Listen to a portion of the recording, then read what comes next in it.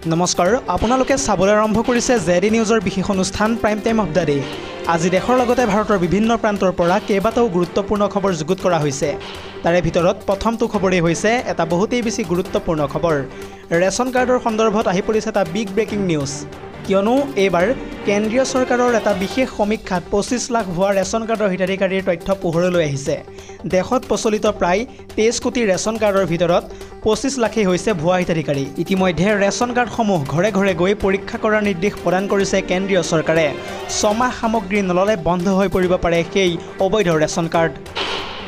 পৰৱৰ্তী খবৰটো হৈছে হিমন্ত বিশ্ব শৰ্মাৰ চৰকাৰৰ নেতৃত্বত প্ৰশাসনে চলোৱা উচ্ছেদক লৈ পুনৰবাৰ সৰব হৈ পৰিছে আমছুৰ সভাপতি ৰেজাউল কৰিম চৰকাৰ।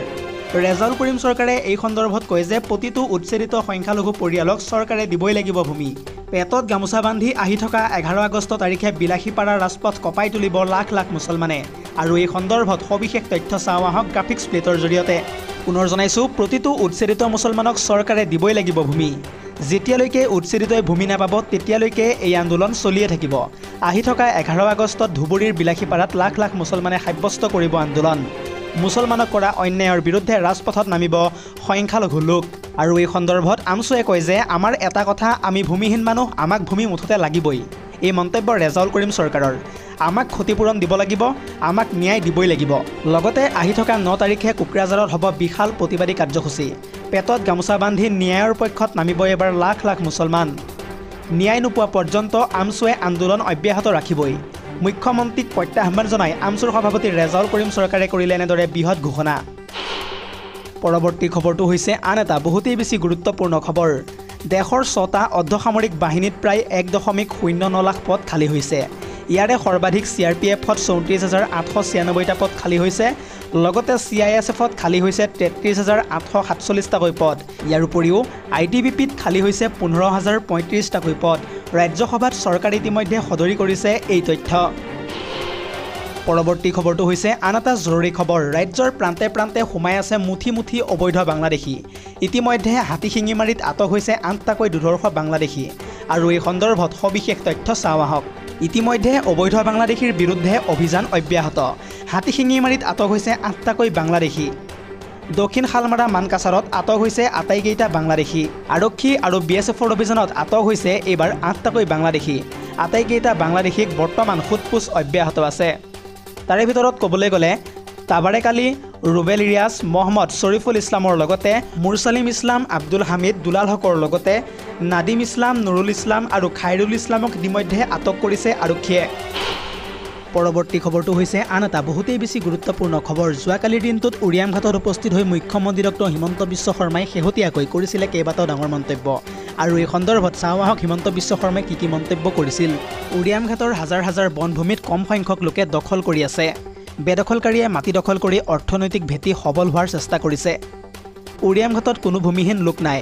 একোটা পৰিয়ালে উৰিয়ামঘাটত বেদখল কৰিছে প্ৰায় 200ৰ পৰা 300 বিঘা মাটি। বাকী বেদখলকাৰীও 2 পৰা 3 দিনৰ ভিতৰত আঁতৰি যাবই লাগিব। আৰু তাৰ পিছতেই সেই ঠাইত জিলা প্ৰশাসনৰ লগতে বন বিভাগে ল'ব কঠোৰ ব্যৱস্থা। বহুতো মূল্যৱান গছ ৰোপণ কৰা হ'ব উৰিয়ামঘাটত। নীতি নিয়মৰ ভিতৰত থাকি উৰিয়ামঘাটত কৰা হ'ব বহুতো নতুন কাম।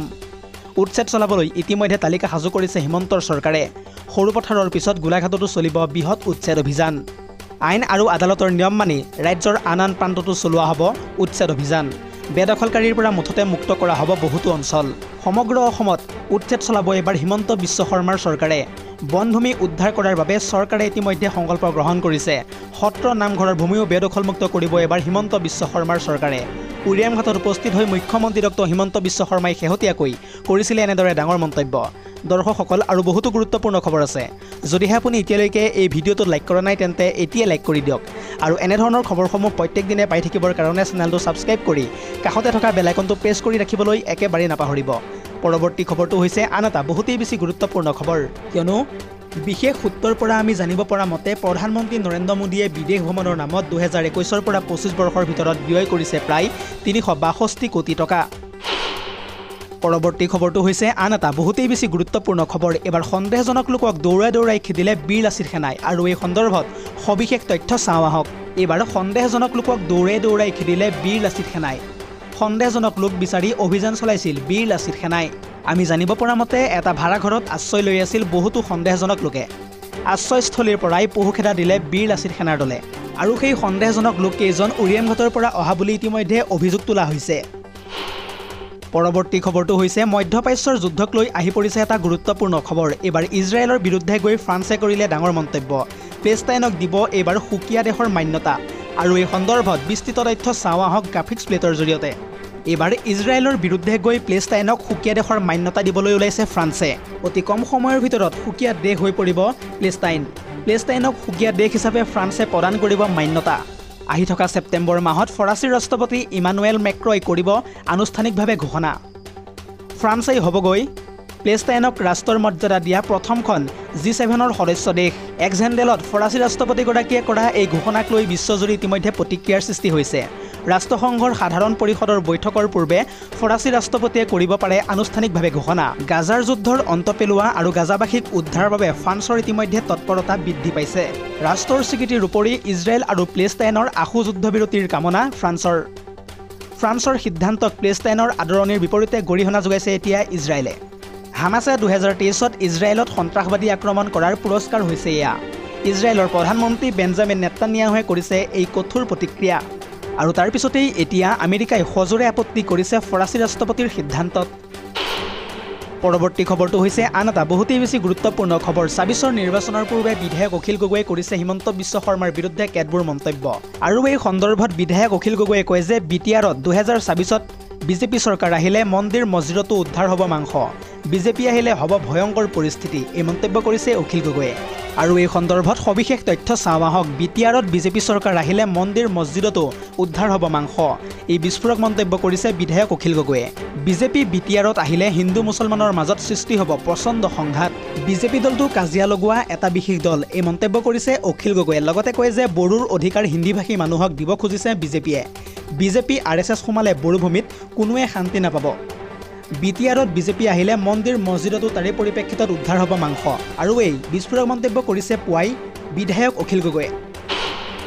পৰৱৰ্তী খবৰটো হৈছে আপুনি বাৰু জানেনে কিমান শক্তিশালী হৈ পৰিছে ভাৰতৰ পাছপোৰ্ট? প্ৰকাশ পাইছে ইতিমধ্যে এখন বিশেষ তালিকা। ভিছা অবিহনে কিমানখন দেশলৈ কৰিব পাৰিব যাত্ৰা, এই সন্দৰ্ভত চাওকে আমাৰ এক্সক্লুচিভ প্ৰতিবেদন। বিশ্বৰ ভিতৰত 77 নম্বৰ স্থানত আছে ভাৰতৰ পাছপোৰ্ট। প্ৰকাশ পালে 2025 বৰ্ষৰ শক্তিশালী পাছপোৰ্টৰ তালিকা। ভিছা অবিহনে কিমানখন দেশ পাছপোৰ্টৰ দ্বাৰা ভ্ৰমণ কৰিব পাৰিব ভাৰতীয়ই, সবিশেষ তথ্য চাওঁ আহক। ভেনলি পাছপোৰ্ট ইণ্ডেক্সত 77 নং স্থানত আছে ভাৰত। শক্তিশালী পাছপোৰ্টৰ তালিকাত এইবাৰো প্ৰথম স্থান দখল কৰিছে ছিংগাপুৰে। দ্বিতীয় স্থানত আছে জাপান, দক্ষিণ কোৰিয়া। তৃতীয় স্থান দখল কৰিছে Denmark, Finland, France, Germany, Italy আৰু স্পেইন। আৰু এই সূচাংকৰ দ্বাৰা কিমান শক্তিশালী হ'ল ভাৰতৰ পাছপোৰ্ট, সবিশেষ তথ্য চাওঁ আহক। প্ৰায় 59খন দেশলৈ ভিছা অবিহনে যাত্ৰা কৰিব পাৰিব ভাৰতে। কোন কোন দেশলৈ পাছপোৰ্টৰ দ্বাৰা যাব পাৰিব ভাৰতীয় নাগৰিকে চাওঁ আহক। Angola, Barbados, Bhutan, Bolivia, Cambodia, ইণ্ডোনেছিয়াৰ লগতে Iran, Jamaica, Jordan, Kazakhstan, Madagascar, মালদ্বীপৰ লগতে নামিবিয়া, ফিলিপাইনছ, কাটাৰ, থাইলেণ্ড, শ্ৰীলংকা, ম্যানমাৰ, মৰিচাছৰ লগতে মালয়েছিয়া ইত্যাদি দেশ ভ্ৰমণ কৰিব পাৰিব ভিছা অবিহনে এতিয়াৰে পৰা ভাৰতীয়ই। শক্তিশালী পাছপোৰ্টৰ তালিকাত 96 সংখ্যক স্থানত আছে পাকিস্তান, 10 নম্বৰ স্থানত আছে আমেৰিকা, 8 নম্বৰ স্থানত আছে UAE। News desk report, ZD news.